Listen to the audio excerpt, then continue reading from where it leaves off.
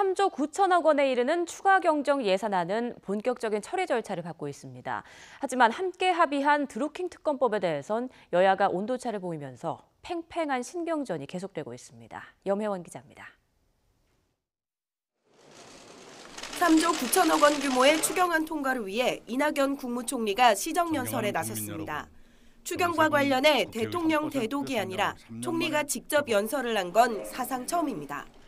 위기에 처한 청년 일자리, 중소기업, 그리고 구조조정 지역을 지원하기 위한 응급 추경이면서 동시에 에코세대의 대량 실업을 미연에 막기 위한 예방 추경입니다. 드루킹 특검을 내주고 추경을 따낸 더불어민주당은 서둘러 예산안 심사를 해야 한다며 야당의 협조를 당부했습니다.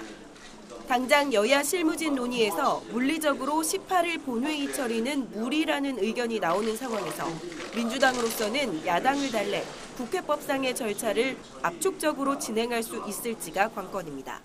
국회 상황이 이래서 막 추경도 급하고 막 특검도 급하고 한 것이기 때문에 하여튼 저희가 뭐 밤을 새워서라도 해서 뭐 절차들을 최대한 지키면서 할 겁니다. 자유한국당은 지방선거용 퍼주기라며 추경안의 내용에 대해 호락호락 넘어가지 않을 것임을 분명히 했습니다.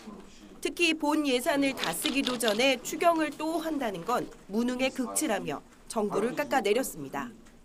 정치적인 그리고 선거용으로 담아온 내용에 대해서는 합리적인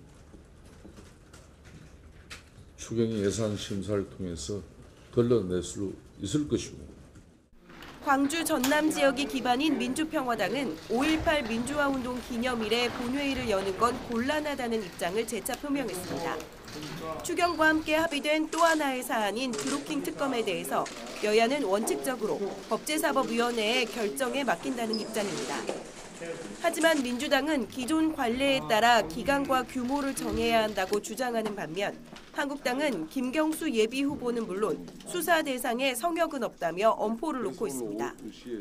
정의당은 여야가 정쟁으로 시간을 보내고 뒤늦은 합의를 했다고 비판하며 합의 이행과 별도로 개혁 입법 처리에도 전력을 다해야 한다고 촉구했습니다. 추경과 특검법 검토에 사실상 이틀 정도의 시간밖에 남지 않은 가운데 여야의 팽팽한 줄다리기는 계속될 전망입니다. YTN 염혜원입니다.